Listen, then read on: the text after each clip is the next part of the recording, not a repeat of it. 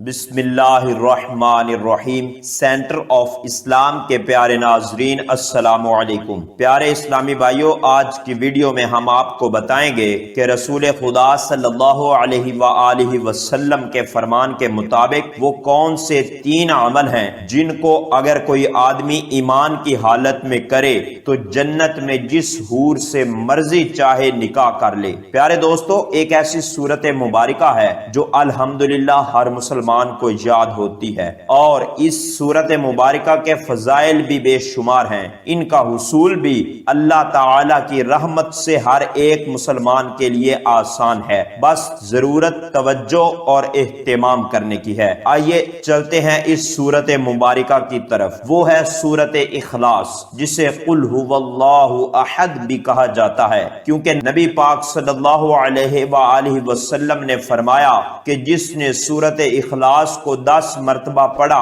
اللہ تعالیٰ اس کے لیے جنت میں ایک محل بنائے گا۔ حضرت عمر رضی اللہ تعالی عنہ نے یہ فضیلت سن کر عرض کیا، یا رسول اللہ صلی اللہ علیہ وآلہ وسلم، تب تو ہم اسے کثرت سے پڑھیں گے۔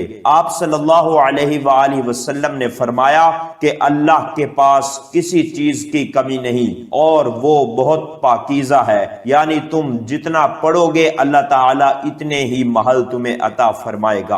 ایک اور حدیث شریف میں آیا ہے کہ رسول اللہ صلی اللہ علیہ وآلہ وسلم نے فرمایا، 3 عمل ایسے ہیں جن کو اگر کوئی ایمان کی حالت میں کرتا ہے تو وہ جنت کے جس دروازے سے چاہے داخل ہو جائے اور جس حور سے چاہے نکاح کر لے۔ وہ 3 عمل یہ ہیں: نمبر 1، جو اپنے قاتل کو معاف کر دے۔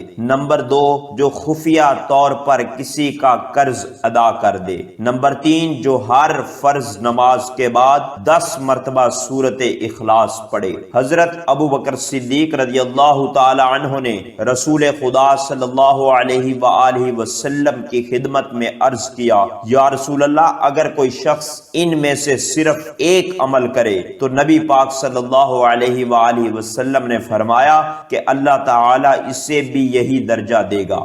اللہ تعالیٰ سے دعا ہے اللہ تعالیٰ ہمیں سورت اخلاص کی باکثرت تلاوت کرنے کی توفیق عطا فرمائے۔ تو ناظرین، اگر آپ اس چینل پر نئے ہیں تو اپنے اس چینل کو سبسکرائب کر کے گھنٹی کے نشان کو دبا دیں تاکہ آپ کے پاس مزید نئی ویڈیو کا نوٹیفکیشن پہنچتا رہے۔ اور ان فضائل کے بارے میں آپ کیا رائے رکھتے ہیں کمنٹس باکس میں ضرور آگاہ کریں۔ ملتے ہیں نئی ویڈیو میں، تب تک کے لیے اللہ حافظ۔